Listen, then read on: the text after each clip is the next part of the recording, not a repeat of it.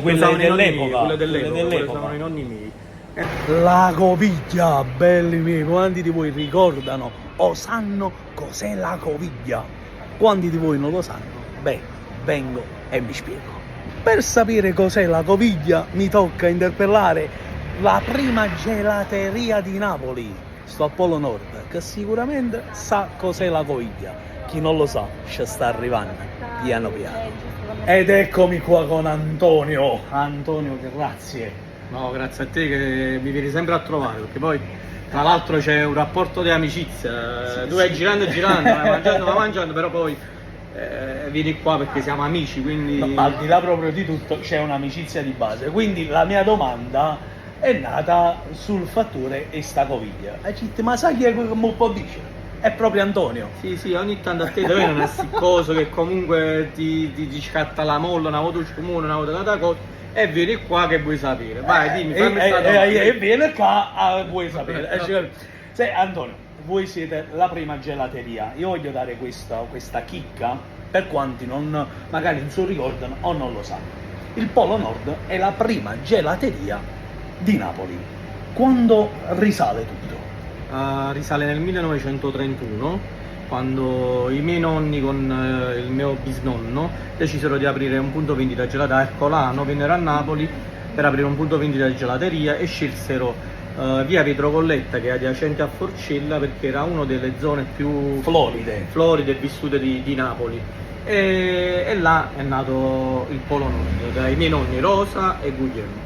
Quindi da lì parte, dai tuoi nonni parte tutto questo, diciamo, la storia, i nonni. Dal nonno e dal bisnonno insieme, aprirono insieme. Ok, quindi padre e figlio venirono da Ercolano, sì, si facettano a Rasina, esatto, e arrivavano a Napoli. Esatto. Quindi da lì parte la storia del gelato al Polo Nord, perché voi siete la prima gelateria artigianale napoletana. Esatto. E chi meglio di voi può sapere sta coviglia?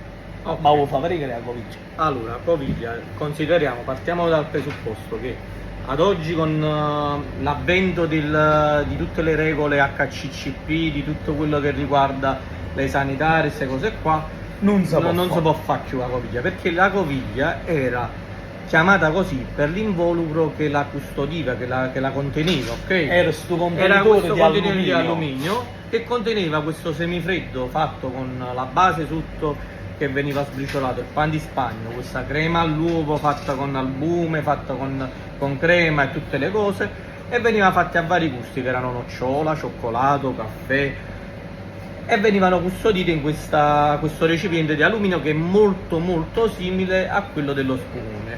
Allo spumone ad oggi noi lo utilizziamo perché prima la coviglia veniva fatto il riso, cioè veniva mangiata all'interno di quell'involucro, perciò non si può fare più.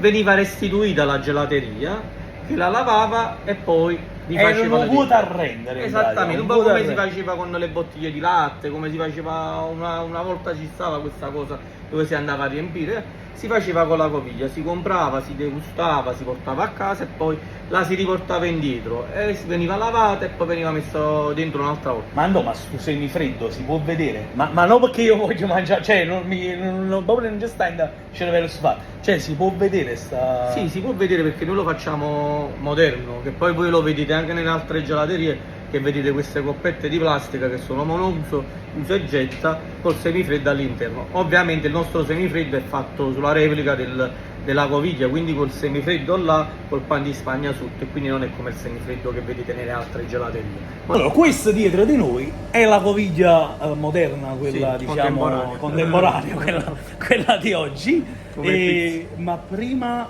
aveva un altro formato. Sì, prima veniva fatta in queste forme, come ti ho detto, di alluminio, che erano molto simili a quelle dello spumone, e una in mano ce l'ho, quella dello spumone. Ovviamente erano delle coppette più piccole, dove veniva fatto il semifreddo dentro e venivano chiuse. Lo spumone viene fatto ancora qua dentro perché ovviamente è diverso, non ci sta il riso, viene fatto qua dentro e viene sterilizzato come a norma. Mentre quello non si può fare, che si mangia qua dentro, poi si dà dietro e poi si serve, sarebbe una cosa un po' particolare. Però per farvi rendere conto dell'idea di come si veniva, questa è proprio una forma di spumone antica che noi utilizziamo. Queste quelle dell'epoca, quelle usavano i nonni miei. era piccolina, veniva fatto il semifreddo dentro ed era poi il semifreddo che noi abbiamo qua dietro qua con queste coppette. Ne prendo una e te la faccio vedere da vicino, vai. La prendo quella alla fragola, dove sotto vedete bene che c'è questo pan di Spagna bagnato con un liquore fatto a rum strega, quindi in un mix, e poi questo semifreddo fatto all'uovo con panna, e questa qua è una coviglia a fragola, come potete vedere. Andò, grazie, No. grazie per l'amicizia, grazie per il tempo e grazie perché mi hai fatto conoscere un qualcosa che non sapevo. E quindi invitiamo, venite a bere come ha Venite a fatto provare se la coviglia. un tuffo nel passato. Fateci sapere quanti di voi sapevano della coviglia, ricordano la coviglia, perché la gelateria al Polo Nord, possiamo dirlo, che è buona storia. Sì. Qui chi più ne sa, più ne metta dei vostri ricordi nei commenti. Antonio, al Polo Nord. Un bacio.